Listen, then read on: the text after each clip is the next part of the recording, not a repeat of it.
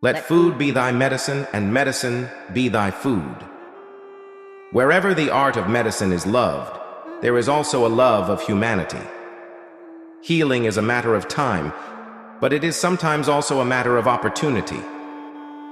As to diseases, make a habit of two things: to help, or at least to do no harm. The life so short, the craft so long to learn. Natural forces within us are the true healers of disease. Walking is man's best medicine. Cure sometimes, treat often, comfort always. It's far more important to know what person the disease has than what disease the person has. If we could give every individual the right amount of nourishment and exercise, not too little and not too much, we would have found the safest way to health. The physician treats, but nature heals. To do nothing is also a good remedy. Make a habit of two things: to help, or at least to do no harm. Primum non nocere. First, do no harm. The natural healing force within each of us is the greatest force in getting well. Everything in excess is opposed to nature. Illnesses do not come upon us out of the blue. They are developed from small daily sins against nature. When enough sins have accumulated, illnesses will suddenly appear. All disease begins in the gut.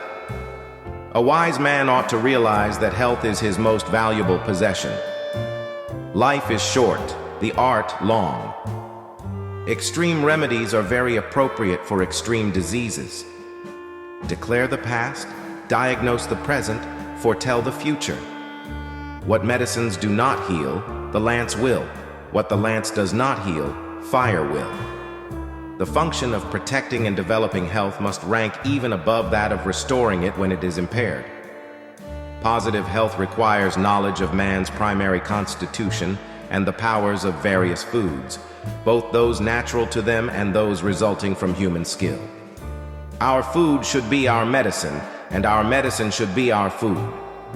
There are in fact two things: science and opinion.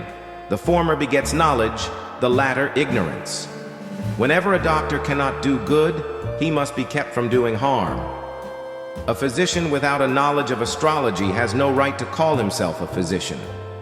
It is more important to know what sort of person has a disease than to know what sort of disease a person has.